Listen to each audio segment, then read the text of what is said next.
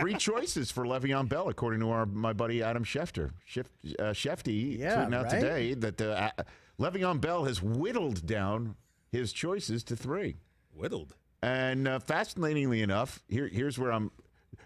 Jeremy Fowler tweeting out, Steelers reunion unlikely at this point. I will tell you what, every Steeler fan I know would absolutely lose their collective you-know-what if they signed Le'Veon Bell. I couldn't even imagine what, I mean, at any rate, the next three of the 3 teams that are on Le'Veon's radar screen,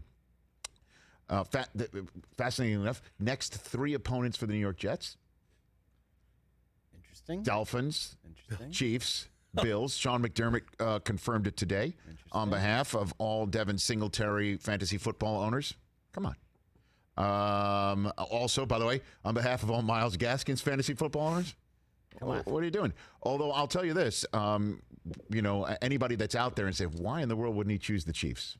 Why don't you just go ahead and choose the Kansas City Chiefs? Makes sense, right? Well, I mean, one of the reasons why you might not is Clyde Edwards-Helaire is going to be there for a very, very long time. You want to be different players. No, I know that, but you want to be a bell cow. You want to be the guy that you used to be, if that's the only manner in which you're comfortable being a professional football player.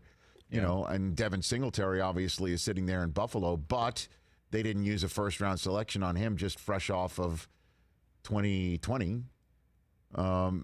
And you want to face the Jets twice a year, and you don't want to pay state taxes, and you want to be part of a team that's got a dynamic quarterback that's coming, and you want to be part of a team that's winning right now, and you want to be part of a team with a damn good head football coach.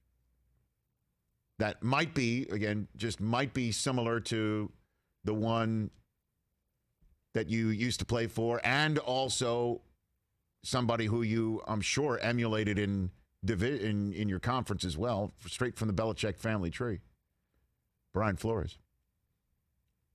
Dolphins are a pretty enticing spot for Le'Veon Bell, I would say. You just described the Chiefs right now. Well, I mean, describe the Chiefs as well, and Andy Reid, as well as Eric Bieniemy, as well as Patrick Mahomes, as well as you can win a championship, as well as this team might be facing the Steelers down the road. And that, I'm just trying to talk up the third team in that I'm sure many people will be like, what is this team not like the other? Yeah. You know, where the Bills are on the rise, and is a team that, even coming off of that Tuesday night performance, I still say when they play each other, Bills and Chiefs this weekend, that will give an indication as to whether the Bills can throw their hat in the ring in the AFC. And we're all talking about Josh Allen being an MVP, and obviously the Chiefs are the Chiefs. I'm just throwing out there for anybody who might see the Dolphins on that list and saying, why would he consider them? Why would he go there? It's very enticing. Also, didn't he, if I'm not mistaken, isn't South Florida, South Beach, where he spent his sabbatical? Oh, yeah. Mm-hmm. So that's just another reason why I'm sure it's attractive to Le'Veon Bell.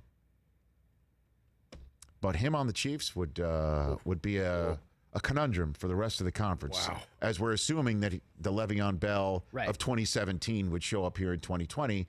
And you might say, well, how would that happen when it's been 3 years since we've seen the Le'Veon Bell of 2017? Well, the Cam Newton of 2015 showed up in New England in 2020 with a chip on his shoulder. Did Doc Brown get the time machine working? You know, these guys. I'll tell you what, man, is, Odell Beckham and Josh Norman are back in the mix right now. Maybe we did hit 1.21 gigawatts. Maybe we have done that. Well done, Mark. Very nice. Very well You're done. on today, buddy. You may be tired, but you're on. Very well done. Hey, you watched all the way to the end. Thanks for that. Watch more right here.